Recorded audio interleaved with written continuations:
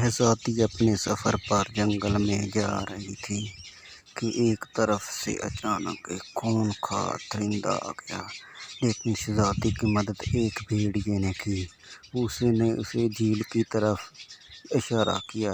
شہزادی آہستہ آہستہ جھیل میں سے گزر رہی تھی۔ اس میں بہت ہی خدا کی پیاری مخلوق تھی۔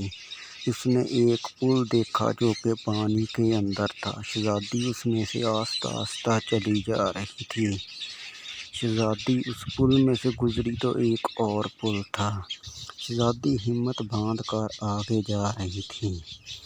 شہزادی وہاں سے نکلی تو وہ سیدھا ایک خوفناک محل میں جا نکلا راستہ۔ شہزادی اس پر آہستہ آہستہ چلی جا رہی تھی۔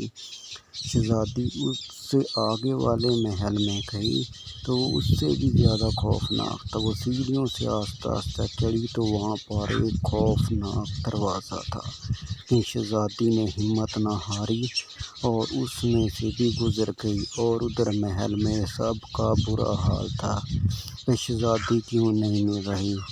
بادشاہ نے اپنے تمام وزیروں مشیروں کو انعام کا اعلان دے کر ہر طرف